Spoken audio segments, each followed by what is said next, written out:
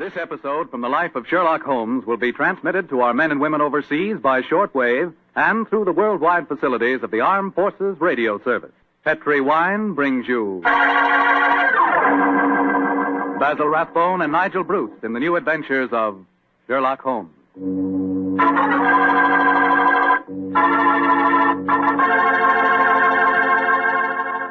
The Petri family, the family that took time to bring you good wine, invite you to listen to Dr. Watson tell about another exciting adventure he shared with his old friend, that master detective Sherlock Holmes.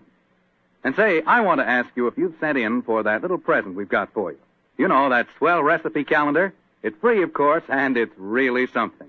It's a 2-year calendar for 1945 and 46, and it's beautifully done in full color.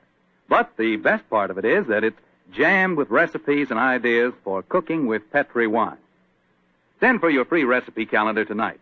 Just send your name and address to Petri Wine, P-E-T-R-I, Petri Wine, San Francisco 26, California. San Francisco 26, California. The requests for this swell calendar have been coming in so fast that you better hurry up and get yours before we get snowed under. Write tonight, and we'll send you your free recipe calendar at once.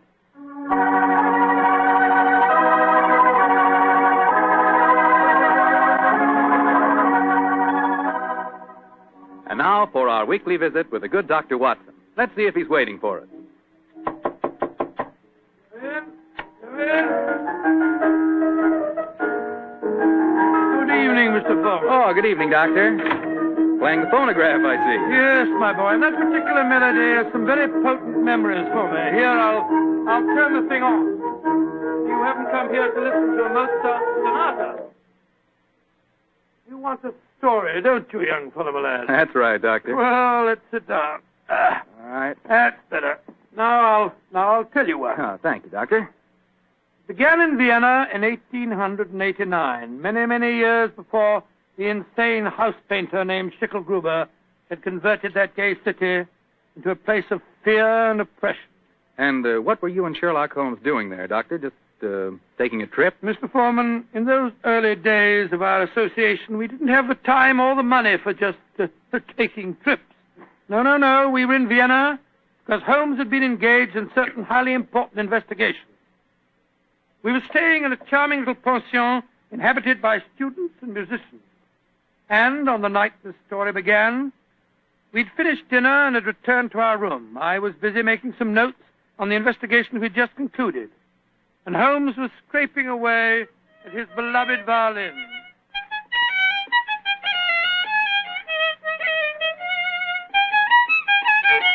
Confound it.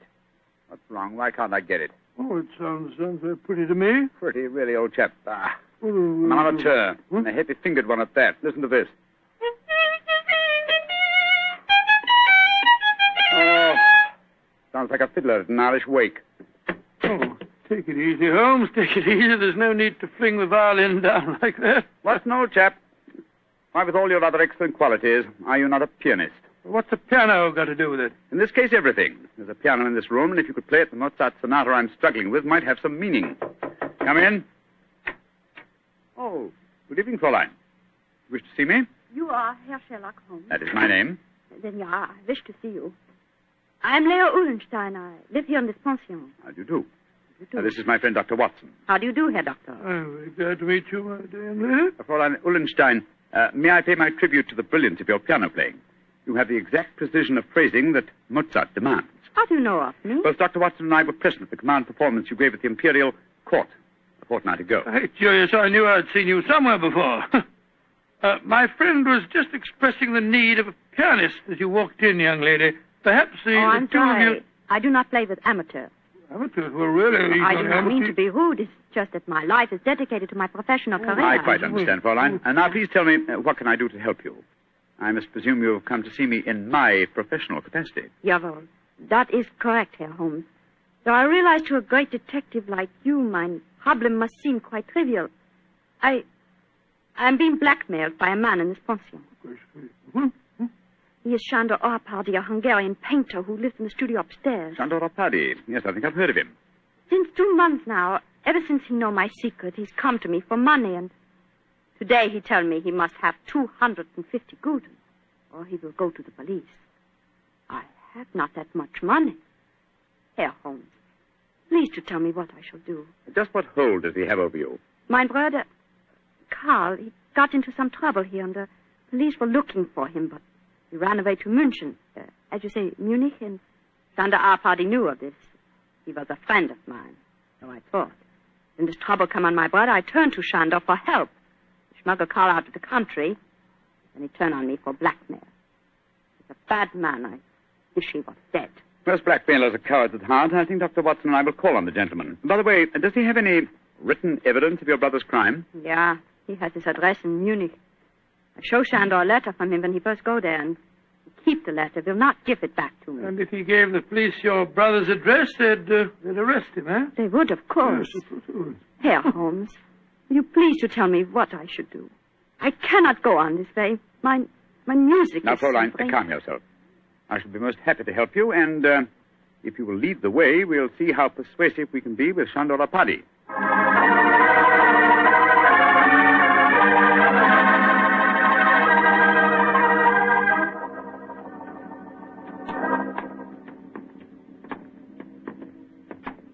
That is the studio, Herr Holmes, at the end of the corridor. I see. Now, remember, young lady, you'd better let me do most of the talking.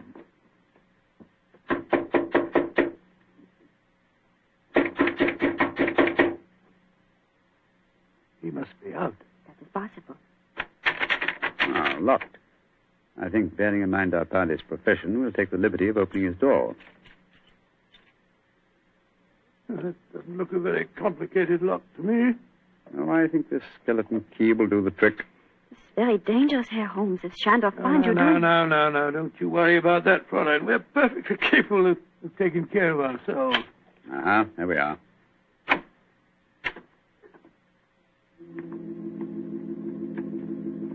Close the door behind you, will you, Watson?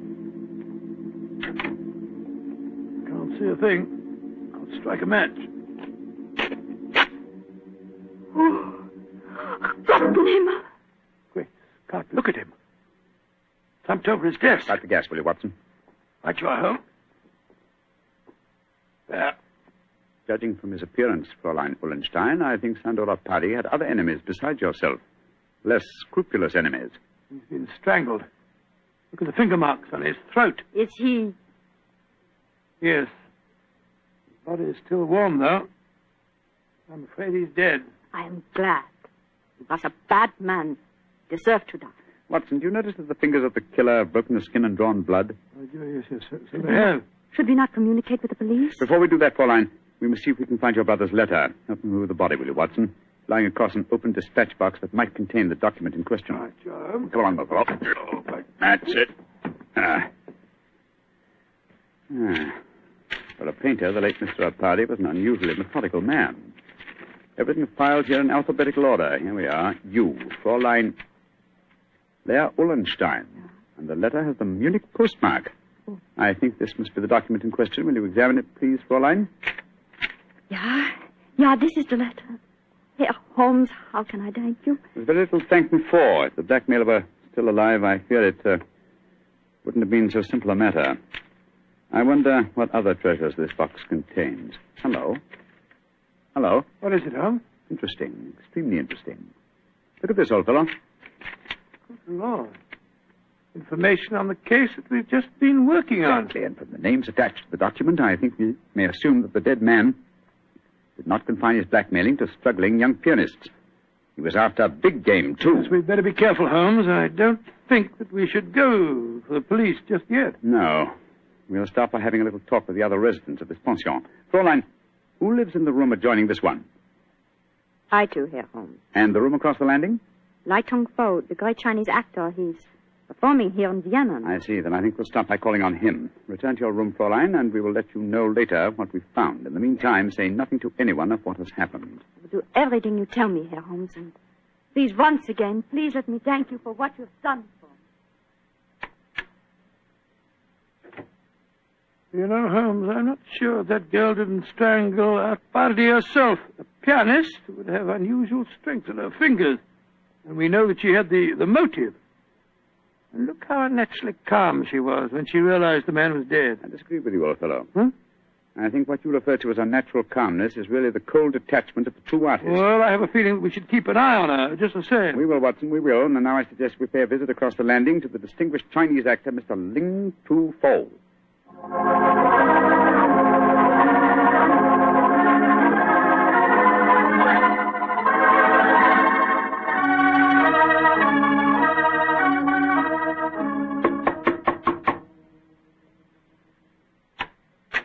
Yes, please. You wish to see me? If you could spare us a moment, sir. But of course, gentlemen. Please to come in. My name is Sherlock Holmes. This is my colleague, Dr. Watson. How do you do, sir? How do you do? I am greatly flattered to meet you. You are not here to see me in your professional capacity, I hope, Mr. Holmes? Oh, no, not exactly. I just wanted to ask you a few questions. Please, to ask me anything. Do you know Chandora Paddy, the painter who lives across the hall? I know him by sight. We nod to each other on the stairs. Nothing more. I see. Have you been in your room most of the evening, may I ask?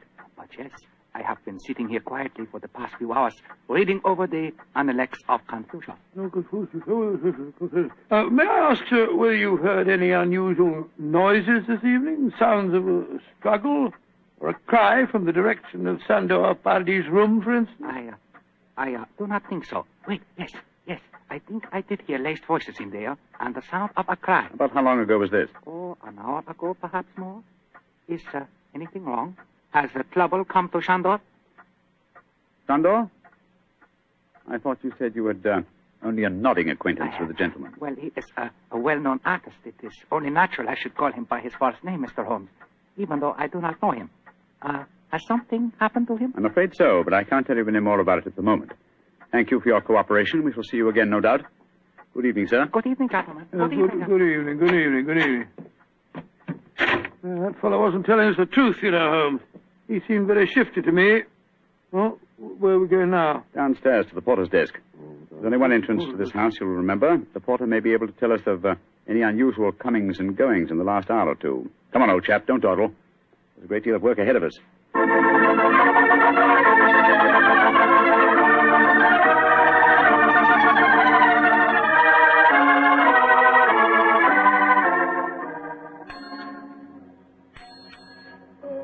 Herr Holmes, what can I do for you? How long have you been on duty tonight? Since 5 o'clock. Did you notice what people have come in or gone out since then? No one has gone out. Ah, splendid. And who came in?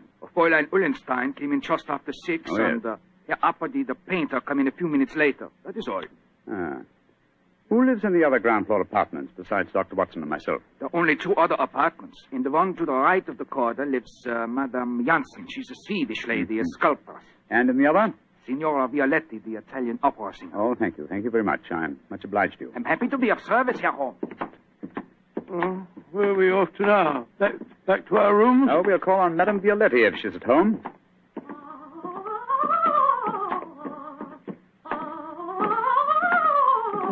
It sounds as if she's very much at home.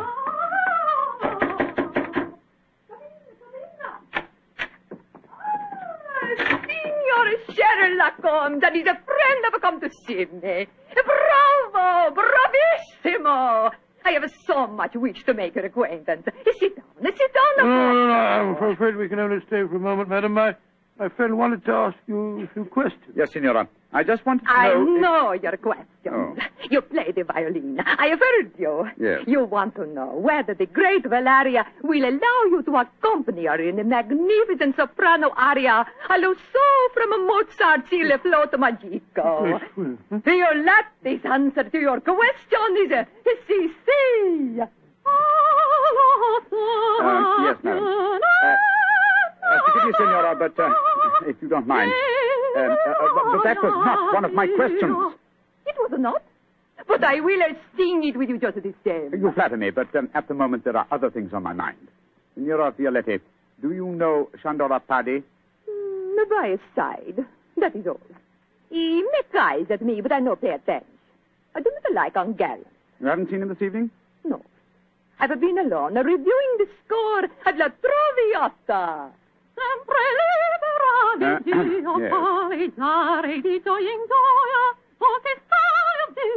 am to sing it next week here in Vienna. I hope you will both be present. It would be a great treat for I'm you. sure it would be, Signora. Now, if you'll excuse us. Oh, it is sad you must go so soon. But come and see me me again, and I will sing for you both before you leave Vienna. Great Scott, what a ghastly woman.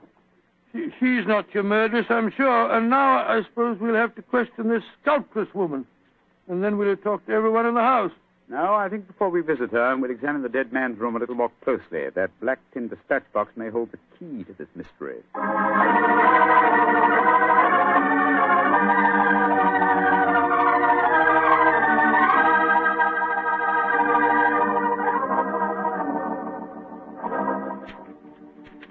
Idiot. Numbskull. Why didn't I go through these papers thoroughly at first? Yes, they certainly tell an interesting story. A party had obviously been blackmailing Madame Janssen, the sculptor. Yes, and also our friend, the Chinese actor, Lai Tung-fo. Then Lai Tung-fo was lying when he said that he didn't know a party. Obviously. By George, 3 of the 4 people living in this house in his power. Hello. What's the matter? What have you found? Footprints in the cigar ash on the carpet. Prints of a small foot. Leading us to this closet. Somebody must have been hiding in there. Yes, possibly. Uh-huh. Take a look at these, Watson. Strands of hair. Long black hair. Where were they? On a hook in the cupboard. Someone bracing themselves back so as to be out of sight could easily leave such evidence. I've got it, Holmes. I've got it. The long black hair, the long nails that caused the peculiar marks on a party's throat, and the small footprint. It was a woman. Possibly, but which one?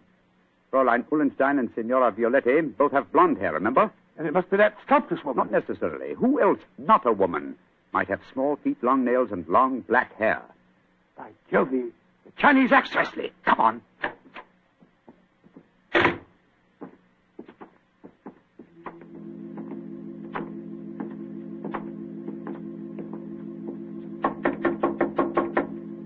hope he's still there. No answer. Come on, let's go in. Holmes, look at him. He's praying. His head's in his hand. Oh, my dear fellow, I'm afraid prayers can do him no good now. He's been strangled. Strangled with his own cue.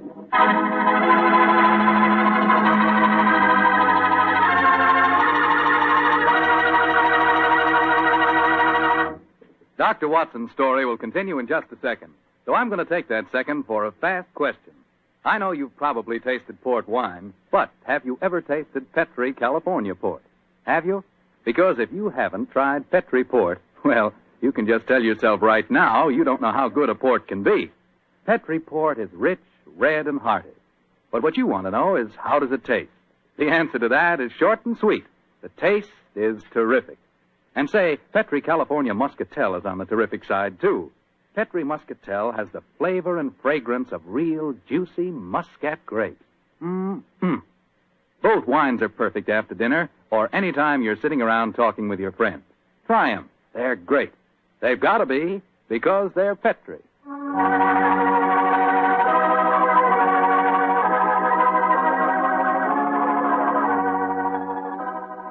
And now, back to tonight's new Sherlock Holmes adventure. The famous pair are staying in Vienna, where they've become involved in the mysterious strangling of a notorious blackmailer. As we rejoin our story, Sherlock Holmes and Dr. Watson are cross-questioning another of the suspects, a Swedish sculptress by the name of Madame Janssen. What do you want with me? Why have you come in here? Well, we just wanted to ask you a few questions, madam. To admire your figurines, may I ask if you always work in clay? Yeah, but what's that to you? Do you wish to buy some of my sculpture? No, but I assure you the question was pertinent. Tell me who you are and stop wasting my time. My friend is a private detective, madam. A detective? Who sent you here? No one sent me here. I'm conducting an investigation of the murder of Sandor Apadi. Sandor dead? Mm-hmm. Good. I'm glad. Yes, madam, but we happen to know that you had a motive for killing him. He'd been blackmailing you. Get out of here. What right have you to come here and question me? No. Look here, madam. If you know what's good for you, you will answer our question. And if you know what's good for you, you'll get out of here, both of you. Come along, Watson. But, Holmes, you can't possibly... Forgive me, madam, for our intrusion. We meant no rudeness. You have been rude. Intolerably rude. Go away. Whatever made you back down like that, Holmes? Obviously, she's the killer. Rubbish. But her hair was jet black. Yes, but it was short hair. And didn't you notice the size of her feet? Anyway, she works in clay. If it had been marble, I might have suspected her. Upon my soul, Holmes, I wish you'd tell me what you're driving at. I've the answer to these killings now, Watson. But I'll have to prove it. I'm afraid I must work without you, old chap. Do you mind waiting for me in our room? No. Wait a minute. That may be dangerous. Wait for me in Signora Violetti's room, if you don't mind. I'll join you there as soon as my work is done. Pretend that you have returned because you were so enchanted with her voice. Oh, great Scott, Holmes, you can't ask me to be alone with that dreadful woman. Please do as I say, Watson, and don't question me. There isn't a moment to be lost.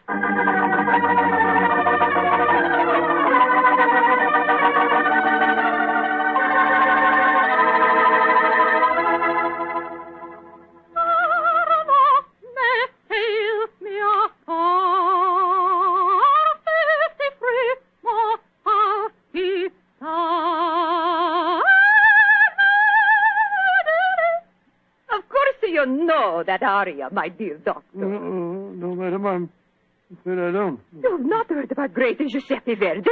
Well, I heard of him, of course, but I can't identify his work. That was from a Rigoletto, you silly man. Rigoletto? Come, tell me your favorite composer. I will sing something of his just for you. I will turn the gas light down. No, do that. Turn the gas light down. That will be so much more romantic. Now, who is your favorite composer? Oh, I don't know if I have any favorite. What's his name? Wagner's very fine, you know. Wagner is a hobby like most German composers. But Violatti can master him. Oh, Lord, here she goes again.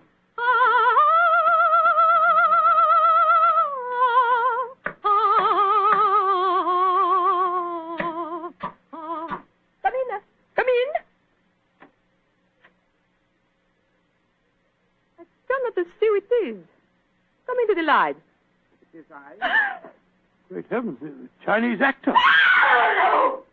I am sorry to make commotion, but as we say in my country, those who return from graves speak with double knowledge. Oh, you devil! You devil! I kill you once! I kill you once! I kill you again! Thank you for the confession, Senora Violetti. You can testify to it, Watson. Holmes! No, you don't, Senora. Your nails are too sharp for my liking. I'll kill you two, both of you! I'll kill you! Watson, catch her. She's fainted, Holmes. Fainted, eh? What an undramatic exit for a most dramatic lady.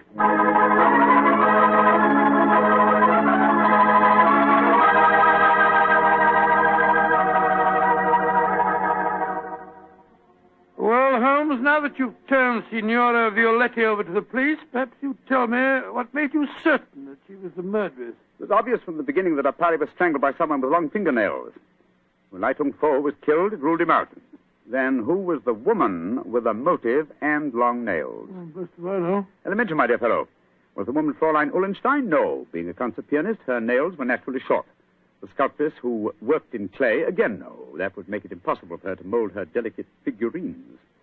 Therefore, Signora Violetti, by the process of elimination, was the only woman with long nails. But why did she strangle the Chinese actor, too? Undoubtedly, he witnessed the first killing. The long black hairs in the closet were from his cue. I presume that later he threatened Signora Violetti, and so he himself was strangled. I still don't understand why she strangled Arpardi in the first place. Dr. Watson, well, I think you'll find that he's been blackmailing her, too. Remember, he had documents incriminating everyone in the house except her.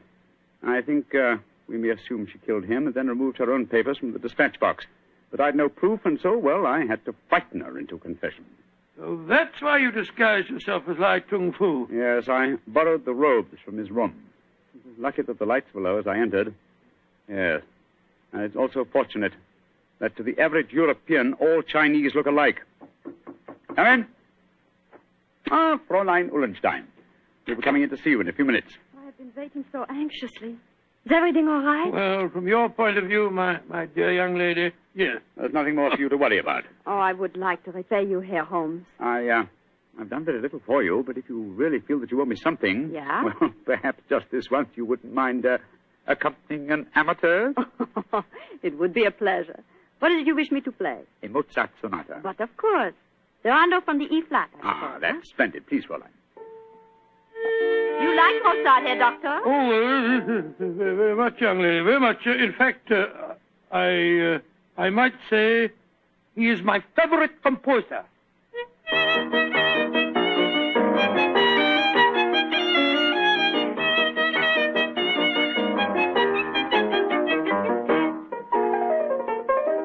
Charming. Perfectly charming. I only wish that all our adventures could end so melodiously.